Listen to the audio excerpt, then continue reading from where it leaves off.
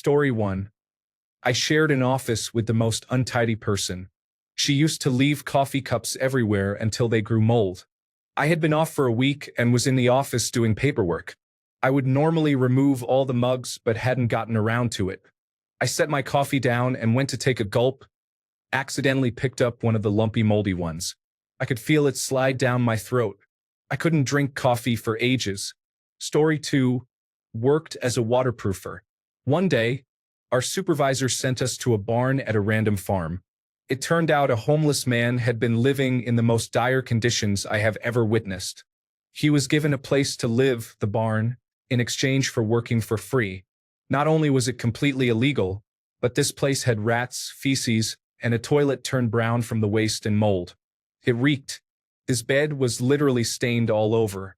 The homeowner was a complete nutjob who wouldn't let us turn down the work once we realized the situation and thought our questions were hilarious. We ended up calling the police and a welfare check on this man. He was mentally unwell and clearly in a serious situation he could not escape readily. It was actually inhumane what we witnessed. The fact the homeowner thought this was okay was beyond my comprehension in my early 20s. Story 3. Accidentally slipped and fell into someone else's vomit at a concert. Then slipped again trying to get up, getting more on me. It was both one of the most disgusting things I've done and very embarrassing. Once I got up, I was stone-faced and walked slowly out of the venue, then went home in complete silence. Story 4. I was about 15 and was at Six Flags with my friends. We took shelter at the food court during a rainstorm, so it was pretty crowded, and we were huddled by a trash can. I had just made a comment about how I was too broke to buy anything when this guy came up and tossed a perfectly good tray of chicken tenders in the trash. They were sitting upright in their container, not touching any other garbage. Only one tender was missing, but everything else was seemingly untouched. Yes, I ate that. Story 5. I ate a 20-year-old chocolate bar. I thought it tasted pretty bad, but I still ate the entire thing. I obviously didn't realize how old it was until after. Story 6. Cleaning bones through maceration in the summer, especially a raw black bear skull and an old mummified horse head. I was struggling even with Vicks VapoRub up my nose. Story 7. I threw up at a wedding this weekend on a nice table with a tablecloth.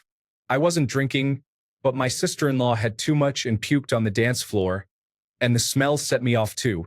The bride and one of her friends were on the verge, and we had to go stand outside for a while. Story 8.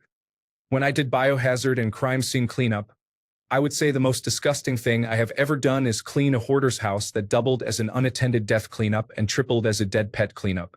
Story 9. Had a patient that unfortunately had metastatic cancer to their spine. They could no longer control their bladder. We transferred her from her wheelchair to the treatment table, and she confessed she had wet herself. No worries, my dear. We'll help you out of your soiled pants and give you a pair of scrubs to wear. She had let loose her urine, but also diarrhea. She didn't know about the diarrhea, so I told her it would be a little longer cleaning her because I didn't want her skin to get irritated. We took off her pants and panties and had to throw them out. Went through a pack of wet wipes. Had her almost perfect when I saw that the diarrhea was trapped in her pubic hair. My partner grabbed me a pair of scissors, and the best I could, I cut that diarrhea out of her pubic hair and wiped her vulva area again. We had a long talk with her family about using diapers instead of normal panties, because unfortunately she was past that point in life. I'm sure nurses deal with this every day, but I'm not a nurse, and luckily situations like this don't happen often. But if they do, I'm prepared to help my patient and hope to restore some of their dignity by being understanding and kind. Story 10. I used to work for a company that transported bodies for the coroner's office and about 20 funeral homes in the area. I didn't really want the job, but it was not long after the economy collapsed, and felons were not in high demand in the job market. I had bills to pay. Also, I'd found my kid brother dead a year prior, which didn't do anything good for my psyche. I thought more exposure to death might somehow soften the blow or desensitize me enough to wipe that memory from my brain. So, I receive a call at 7-something on a Friday morning.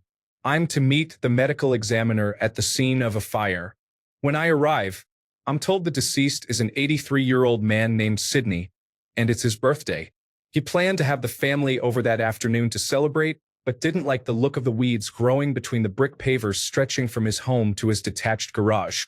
So he decided to torch them. Sydney poured gasoline all over the weeds, unaware the gas can had a pinhole and he was spilling it all over his pants leg. He walks into the garage, sets the can down, lights a book of matches, tosses it out the door, and the flames come right back inside and up his leg. He knocks over the can, spilling gas all over the floor, which spreads the flames to the garage walls and the Honda Accord. I go to put Sydney in the body bag. He's my first burn victim.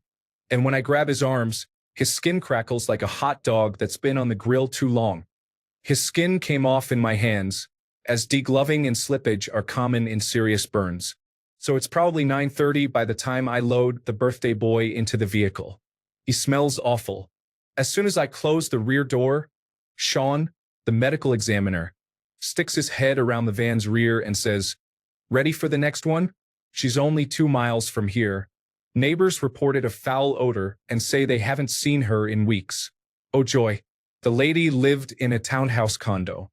When I arrived, there were 6 or 7 uniformed cops standing on the lawn, all with disgusted looks on their faces. The front window of this condo has so many flies on it. It resembles a scene from a horror movie. Covered. No exageración. I ask one of the cops how bad it is. He asks how much protective gear I have in the vehicle. I start listing the items. He says, "Wear 2 of everything. It's horrible in there." I'd be remiss if I did not mention that this is all occurring in August. Temps are in the mid-90s, and I have to wear a suit and tie for this gig. After putting menthol under my nose, I don my biohazard suit, respirator, goggles, additional shoe covers, and 3 pairs of gloves. I see her legs protruding from behind the kitchen island. There's a million flies buzzing around as I approach. Sean is shaking his head in disbelief as he takes photos. I round the corner of the island and discover this woman has a cat, and it hasn't had any cat food in at least 3 weeks. The cat was literally eating the flesh from her owner's face as I stood there. Sean tells me we're going to be there a while because we need to wait for a veterinarian to come and remove the tissue from the cat's teeth. The odor caused by a human body over 3 weeks into active decomposition in August in a closed space is absolutely horrible. I'm gagging and trying not to vomit, and I haven't even touched this poor old woman yet. Her fingers are exposed. She's leaking everywhere, and when I roll her over, she fell face down. The whole right side of her face had melted into the carpet. 0 distinguishable features. After 2 hours of this work, I load her into the vehicle. Now I have a burn victim and one in active decomposition, 3 feet behind me, and it's hot out. The air conditioning in the van does not work. I roll the windows down, but I don't want to smell any more of this than I have to, so I keep all my gear on. There's a magnet for the door, but it is not in the van for some reason. So each time I pull up to a stoplight, people catch a whiff of my cargo, look over, and see me dressed like I'm about to cook illegal substances or kidnap an alien creature. I can only imagine what went through their heads. I kept the job until the day they sent me to pick up a 3-year-old girl who drowned. My daughter was only a few years older than the girl. It messed with my head. And that was the day I discovered that my line in the sand on a difficult job is deceased children. Story 11. Not really something I did, but saw. My mom's a home health wound care specialist, and when I was in middle school, she worked for a hospital that gave her a digital camera. She always tried keeping it away, but curiosity got me one day. I don't know how that woman does it every single day. There were gunshot wounds, surgeries not healing properly, infections, but I will never forget seeing black cysts in a man's groin because he was a diabetic patient who did not wash himself properly for who knows how long. I remember telling her about looking through her camera because I just needed to understand what my eyes were seeing. Please remember to tell a nurse that they are amazing. And please don't look at cameras that do not belong to you. Story 12. Got very drunk and set up a big beer stein of water beside the bed for when I'd inevitably wake up parched. Woke up, drained the water, went back to sleep. Woke up later needing to vomit, grabbed the nearest large receptacle and vomited. Then went back to sleep. Woke up later needing a drink and forgot all the previous events. Grabbed a big swig of my own tepid vomit. Good times.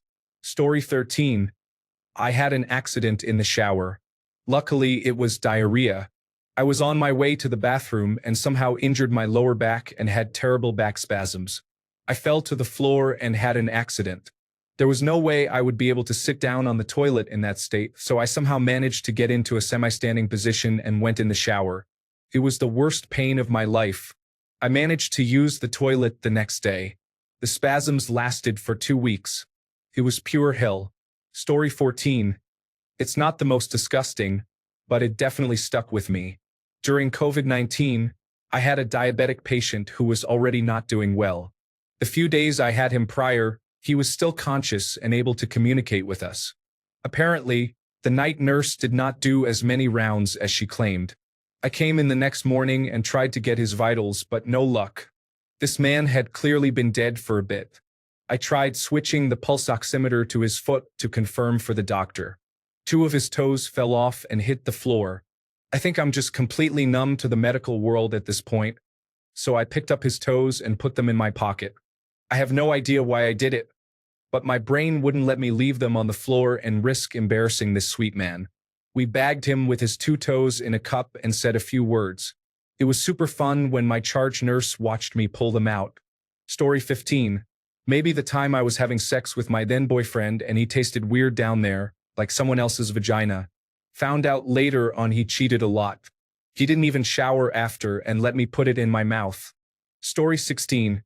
Former emergency medical technician here, doing cardiopulmonary resuscitation on a 70-year-old woman whose home would have made a great segment in Hoarders.